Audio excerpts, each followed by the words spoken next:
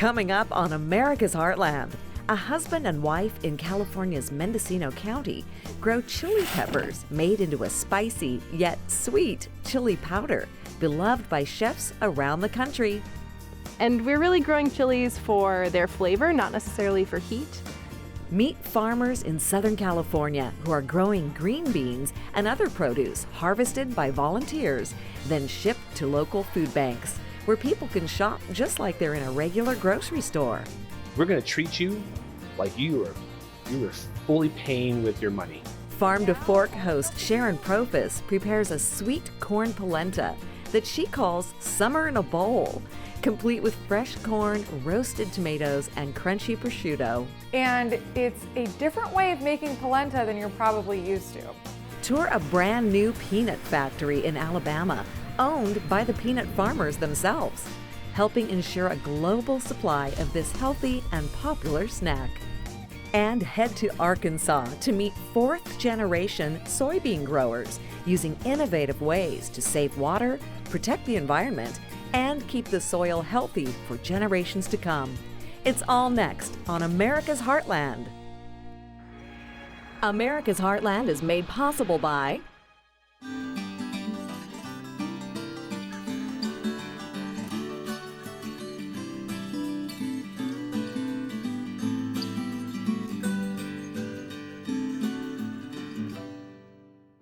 You can see it in the eyes of every woman and man in America's heartland, living close to the land. There's a love for the country and a pride in the brand. In America's heartland, living close to the land.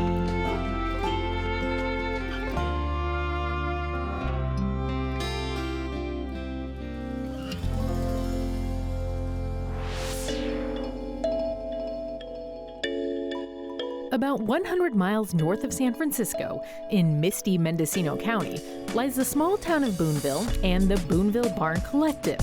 The farm is owned by Chrissy Scomenia and her husband, Gideon Burdick. It's the largest producer of Espelette chili peppers outside of France.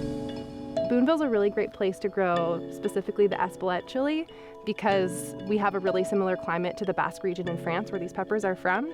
And so they're used to having hot heat during the day and they like that cooler night. But yeah, I mean, we're lucky that the weather's so good right now and it hasn't frosted yet. That's true.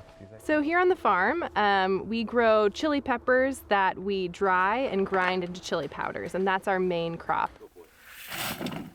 We might only have 3 acres of peppers, and not all of that is planted in the Espelette pepper, but we really work hard to create some really lovely chili powder that a lot of chefs in the US choose over the French version. It's a little sweet, a little bit spicy. In France, it's called Piment d'Espelette, but we call ours Piment de Ville to honor the town of Boonville that we're in. In the same way, champagne must be called sparkling wine if it comes from outside the Champagne region of France, Piment d'Espelette has similar restrictions on its name. Boonville Barn has taken its own approach to the famed pepper and created what Chrissy and Gideon describe as a farm-to-jar operation. All the chili peppers are grown from seed. They're harvested by hand into buckets. A tractor then takes them to a nearby greenhouse, where they're dried on racks to enrich their flavor. All the seeds and stems are removed, also by hand, before the peppers go into a dehydrator. They're ground into chili powder and other products that are packaged and sold around the country to chefs, specialty stores, and online. Though Espelette peppers are their primary crop, Boonville Barn also grows about 10 other varieties of specialty chilies that are hard to find elsewhere. There's red serrano chilies, there's an heirloom Yahualica chili de arbol, a rare Mexican chili from the Veracruz Mountains called Comapeño chili. There's a lot. And we're really growing chilies for their flavor, not necessarily for heat. We're not trying to be out here growing the hottest peppers that we can. We're really looking for those special chilies that will add a lot of flavor to the things that people cook. How big of a piece do you want? Big, I'm hungry. Cooking with chili powder is something Chrissy and Gideon know a lot about. In the Basque region, people use Espelette chili powder as commonly as salt and pepper. Chrissy recommends using it anywhere you'd use black pepper to deepen flavors in foods ranging from beans and veggies to one of their favorites, avocado toast. I have the joy of living with Chrissy, and so my favorite way of eating it is on everything. Because when you own a chili pepper farm, you tend to use chili pepper in all of your cooking. Just because something is made with a chili pepper doesn't mean that it's spicy. There's a lot of peppers out there grown for flavor, and that's really what we focus on here. Chrissy's experience cooking with Espelette chili powder came from working in the kitchen at the Boonville Hotel. She asked her father's vineyard manager at the time, Nacho Flores, if he could try growing the peppers. And so one day in the fall, Nacho came into the kitchen while I was at work with a few bus tubs full of fresh chilies and said, "All right, Chrissy, what happens next?" And then I realized I needed to figure out how to turn these chilies into chili powder. They've accomplished that and more, with Nacho now leading Boonville Barn's farming operations as foreman, bringing his knowledge of chilies from his native Mexico. I just born a farmer. Yeah, thanks to my dad, he teach me all I know. So I love seeing our team succeed. I think part of being a problem solver is equipping Nacho or Chrissy or everyone who's working for us with the tools and the equipment they need to be able to get a really great product to market. Although chilies are known for their love of the sun, they need water too. Boonville Barn is a rain-fed farm, meaning all of their water comes from rain captured in this irrigation pond. We're constantly trying to figure out different ways to conserve the water we have and to make sure we're growing these chilies in a way that we can continue to grow them for as long as possible. We gotta get them all the red before they can go into the greenhouse. So Yeah, so like these, the anchos will be nice and red, and then the mulattoes will turn more like chocolate brown, purple. It's really satisfying to grow something from seed and be able to use that on a regular basis in our own kitchen and share that with friends, with family, and other people, and come together around a crop that everyone's pretty excited about.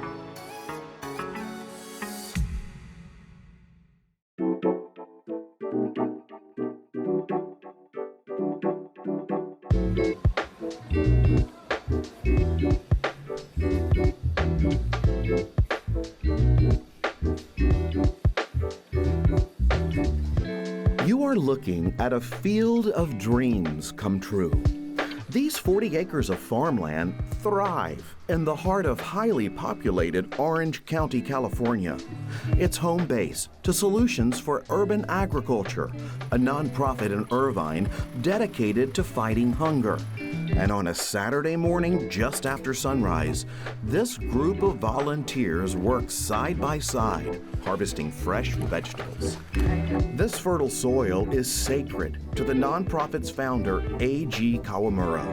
He's a third-generation farmer and former secretary of the California Department of Food and Agriculture. Now he's working with an impressive partnership of hunger fighters to grow more than 3 million pounds of produce every year and give it all away.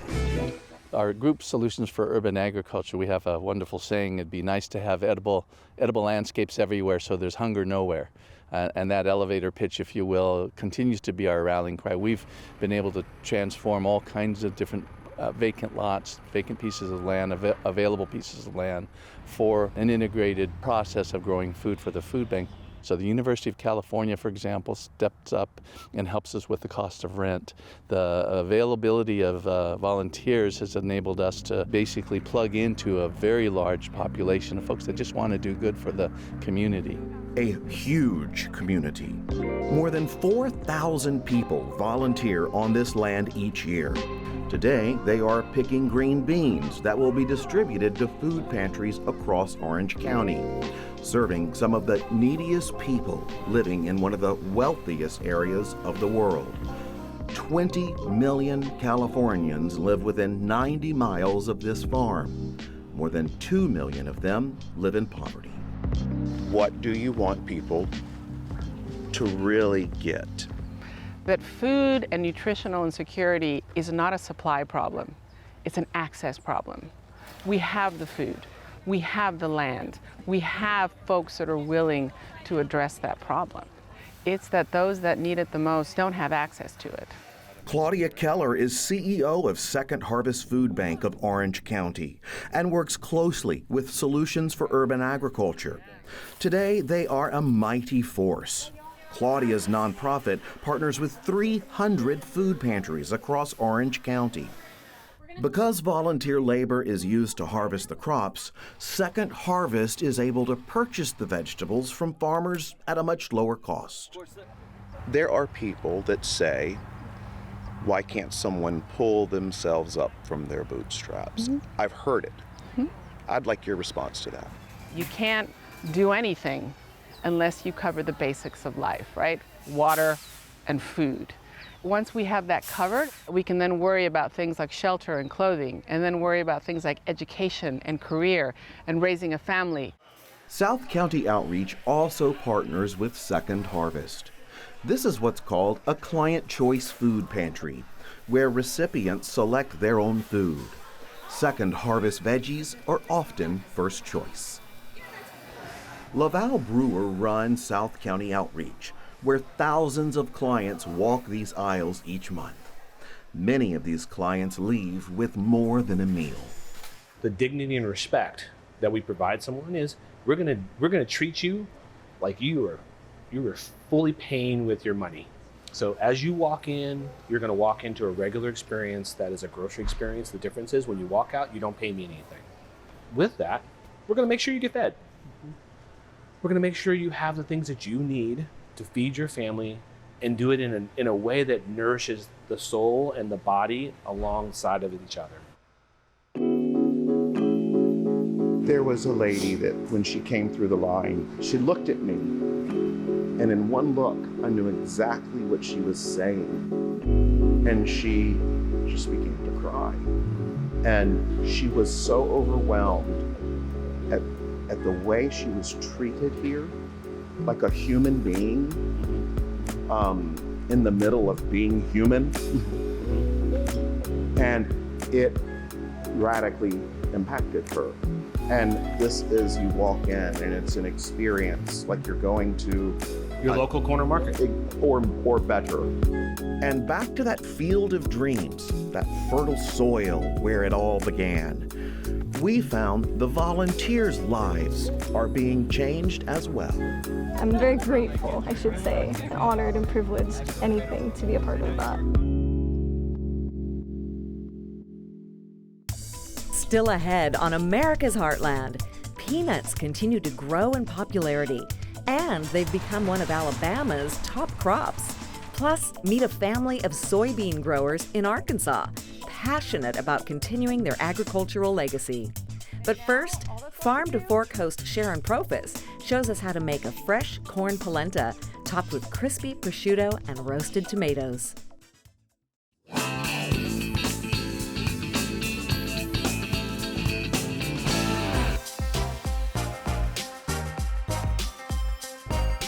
Today we're making sweet corn polenta with roasted tomatoes and crispy prosciutto. This recipe is like summer in a bowl. It's perfect for when corn is at its peak, and it's a different way of making polenta than you're probably used to. What you need for this recipe is about 5 ears of corn, and I went ahead and husked most of them, but I want to show you when you're husking corn, what you want to do is, rather than pulling off one piece at a time, one layer at a time, you want to grab as much as you can and pull it off in one go, just like that. To make the polenta, we need to grate all of our corn. So I've got a big bowl, my box grater here, and I'm going to go ahead and grate all of these ears of corn. Now, when you think of polenta, you often make it from a dried grain mix. Because we're making this polenta from fresh corn, this is a dish you can only make in the summertime when sweet corn is available. With the corn grated, we can get started on our grape or cherry tomatoes, whatever is available. Put that on a baking sheet with some olive oil, salt, and a little red pepper. So we'll just give these a toss, and they'll actually go under the broiler for about 10 minutes or until they start to pop and blister. That's when you know that they're ready. So let's go ahead and move to the stove. We'll make our polenta and get our tomatoes going. first thing I want to do is add a couple tablespoons of lightly salted butter. And I want this to not just fully melt, but also start to brown just a little bit. I find that the flavor of the brown butter really complements the sweet corn. All right, it's a little brown. Now we're going to go ahead and add the grated corn. This dish really, when it's all said and done, is a very luxurious, almost custard-like texture that you can really only get with that fresh sweet corn. We'll saute the grated corn in the butter for a couple of minutes. Then we'll add 3/4 of a cup of whole milk and let it cook for 10 minutes more. At this point, you do want to stay pretty close to the stove and stir constantly. Before we take this off the stove, I just want to give it a little taste. Oh my goodness, so creamy. Like I said, so custardy. We're just going to add a little bit of salt here. Okay, our polenta is ready, so now it's time to plate the dish. To do that, you'll need your roasted tomatoes, burrata, basil, Parmesan, a spice blend called za'atar, and crispy prosciutto. This is a really wonderful way to top off this dish. Here's how you make it. Crispy prosciutto is an addicting topping for pasta, salads, or just for snacking. Begin by preheating your oven to 400 degrees. Then line a baking sheet with parchment paper. One by one, take a slice of prosciutto, give it a little twist, and place it on the baking sheet. That's it. Since prosciutto already has fat and the parchment is non-stick, you don't need to use any oil. Place the prosciutto in the oven and begin checking on it at around 7 minutes. You want the prosciutto to be crispy but not browned. Once it looks curled, crispy, and darker in color, remove it from the oven and let it cool before adding it to your recipe or eating it right off the sheet. For the base of our dish, of course, our creamy polenta. Right on top of the polenta, some of our roasted tomatoes. These definitely burst as we were broiling them. Just so, so beautiful. On top of that, I want to add a spice blend called za'atar. It just adds a real punch of herbaceousness, and I think it goes so well with this dish. And we're just going to keep building. So I have burrata, which is a very, very soft cousin of mozzarella cheese. To that, we'll add our crispy prosciutto. This will add the crunch that this dish needs.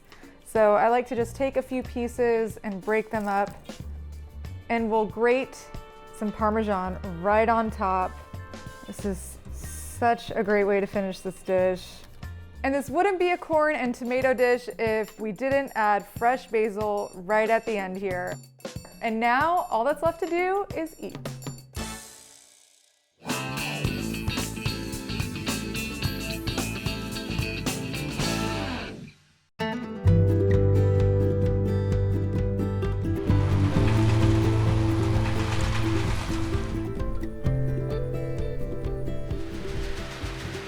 Peanuts are becoming more and more important to this area. 20 years ago, there wasn't many peanuts planted in Southwest Alabama, and now they're probably the number 2 row crops that are planted. I mean, peanuts is a very good source of plant-based protein that's affordable that kids like to eat. Not only do kids like peanuts, so does just about everyone else.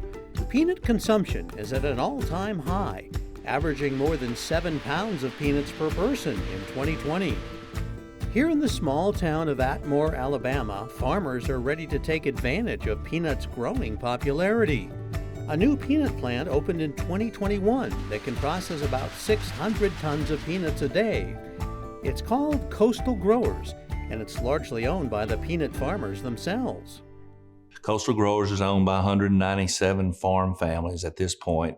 So we've got farmers in Mississippi, Florida, Georgia, and Alabama, and the farmers bring their peanuts to the buying point, and then when we get ready to shell them, we bring those peanuts in and we start shelling them. And the good thing is any profits that we make, the farmer gets those profits back. The peanuts processed here go into peanut butter, candy, snacks, peanut oil, and other products that are sold around the world. That's a point of pride for Justin House, a fourth-generation farmer working land just 30 miles from the new plant. It's really neat to see that a peanut we grew is going to 3 continents and 13 countries we're selling to right now. And my friends and family and neighbors are going to be able to get a jar of peanut butter from the store, and there's a good chance that it came through coastal growers. Justin says adding peanuts to the crop rotation on his family farm gave it a big boost in profits and in the health of the soil. A lot of people think peanuts are grow on trees, and they don't. They grow in the ground. They carpet the soil. They're a short plant. They completely cover the ground, and when you dig them, it's beautiful to see a golden field of peanuts turned upside down. They leave a nitrogen in the soil, which really helps our corn rotation out the next year behind it. So in that rotation, peanuts really help us grow better crops the next year and the next year. It's not just farmers like Justin who benefit from the new peanut plant. It's also become a major employer in this rural part of Alabama. So far, the plant has added about 80 new jobs to the small town of Atmore. This is a big company that people don't have to travel far to get to. There's so many different things to do here that if you're not really comfortable doing one thing, there's a lot more opportunity to do something else. And there's plenty of room to grow. It's a great place to be. I love my job. I've never felt about a job the way I feel about this job, ever. Quantina Brooks works in quality control, where employees take samples of peanuts from the plant to make sure they meet USDA standards. Before the plant opened, Quantina was driving 58 miles each way to her previous job. It was a long ride, and plus when I got there, it was a 12-hour shift, so it took a lot out of my day. So when I heard of coastal growers, it was like a blessing to me.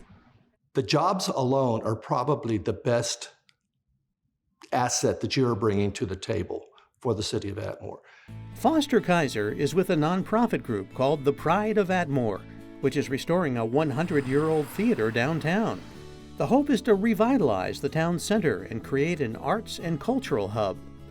So all of these organizations are pulling together to try to bring more people to Atmore and give them a reason to want to live here and to stay here. You know, farming in the United States gets harder and harder all the time. And one thing that we all got to do is eat. And so we need to make sure that farming is something that continues to happen in the United States. And with something like this, with a company like this, it allows a farmer to get more money for their peanuts. It allows the farmer to build equity in a company, which also allows the farmer to maybe bring their children in and have them to continue to farm. So it's not just what we're doing right now, it's the future too.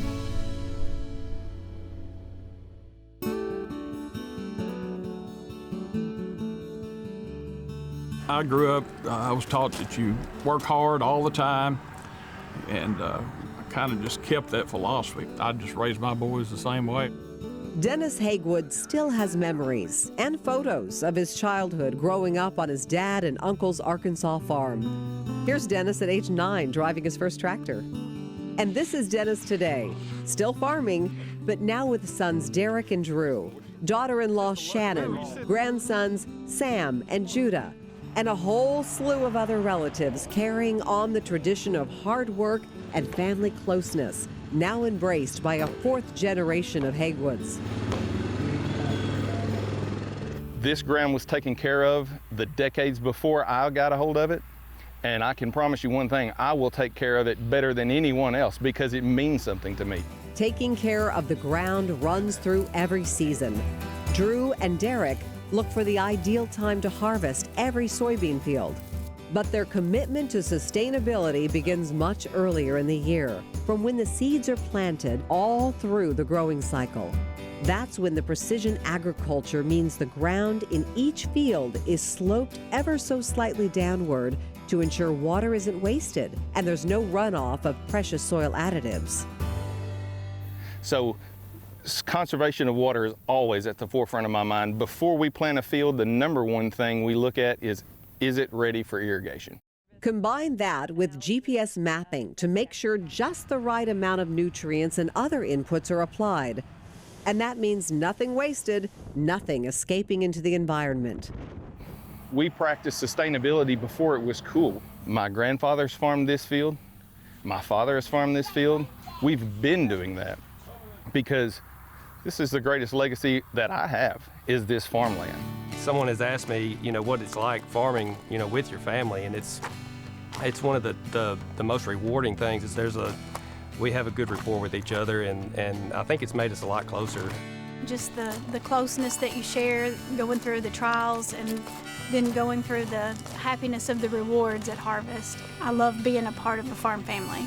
And so when we talk about a family farm, we're not just talking about our family right now. We're talking about decades upon decades.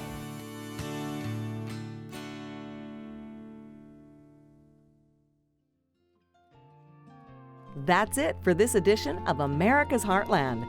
For more stories, full episodes, and recipes, visit americasheartland.org or connect with us on Facebook.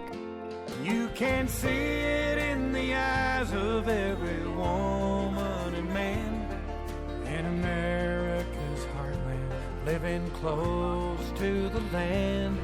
There's a love for the country and a pride in the brand. In America's heartland, living close to the land. America's Heartland is made possible by